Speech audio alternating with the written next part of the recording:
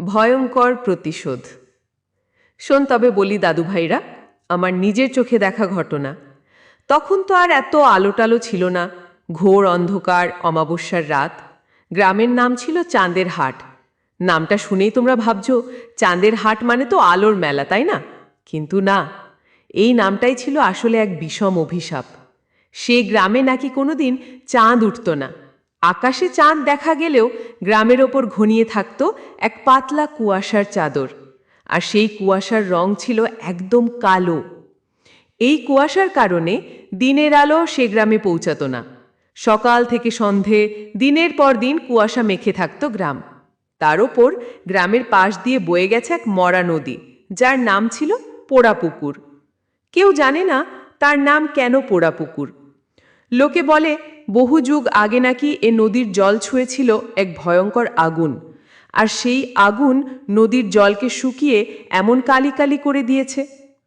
সেই পোড়া পুকুরের ধারে একটা বট গাছের তলায় রাতে বাস করত এক পেতনি। তার নাম ছিল ভূতিনী। না, ভুল বললাম, তার নাম ছিল না। সে শুধু পেতনি নামেই পরিচিত ছিল।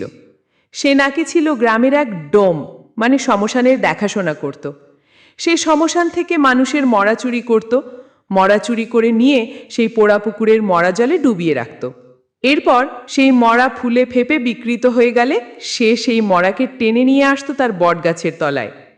এই পোড়া পুকুরের নদীর ওপারে নদীর গা ঘেঁষেছিল এক বাঁশবাগান। সেই বাঁশবাগানে নাকি বাস করত এক ডাইনি।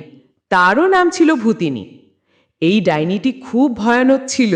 সে নাকি তার কালো জাদু আর মন্ত্র দিয়ে রাতের বেলা পোড়া পুকুরের জল থেকে প্রেতাত্মাদের ডেকে তুলত, আর এই প্রেতাত্মারা সব পোড়া পুকুরের আশেপাশে ঘুরত। একদিন রাতের বেলায় সেই ডাব, মানে শ্মশানে দেখাশোনা করা পেতনি আর সেই ডাইনি দুজনেই মিলে এক ভয়ঙ্কর কাজ করল। তারা দুজনেই নিজেদের কালো শক্তি ব্যবহার করে সেই পোড়া পুকুরের জলকে আরও ভয়ঙ্কর করে তুলল। তারা নাকি সেই মরা জলকে এমনভাবে তৈরি করেছিল যে যে কেউ সেই জল ছুলেই তার সমস্ত প্রাণশক্তি শুষে নিত। আর এই কাজ করার পর সেই ডাব আর ডাইনি দুজনেই অদৃশ্য হয়ে গেল। তাদের কোনো খোঁজ পাওয়া গেল না। সেই থেকে আজ পর্যন্ত কেউ জানে না সেই পোড়া পুকুর বা সেই পোড়া পুকুরের ধারের বটগাছের তলার কি হয়েছে। কিন্তু আসল চমক তো অন্য জায়গায়। গল্পটা এখানেই শেষ নয়। আসলে সেই ডাব আর ডাইনি ছিল একজনই।